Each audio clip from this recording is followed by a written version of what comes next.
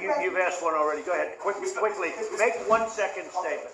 If Go ahead, make a you statement. can solve this outstanding issue of Kashmir, Yeah. very likely and definitely you will be deserving a Nobel Prize on that. I think I'll get a Nobel Prize for a lot of things. Mr. President, I think I'm going to get a Nobel Prize for a lot of things if they gave it out fairly, which they don't. They gave it out. Well, they gave one to Obama immediately upon his ascent to the presidency, and he had no idea why he got it. And you know what? That was the only thing I agreed with him on. Mr. President, other than Pakistan and India, Right, come on. other than Pakistan and India, the Kashmiri people are suffering last 15 days.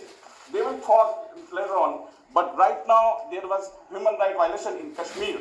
50 days lockdown, no internet, no food, no nothing. So you know what you want to do for the Kashmiri people? Where do you find reporters like this? These guys are fantastic. Mr. President, what are your expectations from American President Donald Trump? Wait, he's talking. Let the American talk for a second. Thank you, sir. Have talks with the Taliban resumed in any way? And have you looked to Pakistan leaders to help No, you in we've any way hit the Taliban with very assistance in hard. Afghanistan? Yes, I have, and I think that Pakistan will be a great help. I know the Prime Minister wants to be a help, but we've hit the Taliban harder than we've ever hit them. In all of the years, I guess we've been there now 19 years. How ridiculous is that?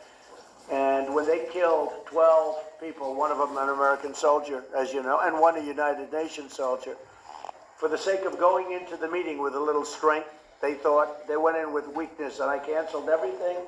We have hit them harder in the last 2 weeks than we've ever hit them before. When do you think the talks could resume again, sir? We'll see what happens, but I will say that Pakistan, my question is from Pakistan. Mr. Prime Minister, would you like to raise the issue of curfew, lockdown, and the atrocities in Kashmir before President of America? You know, Mr. President, I was going to raise it in private, but it needs to be said that for 50 days, 8 million people are under siege by 900,000 troops.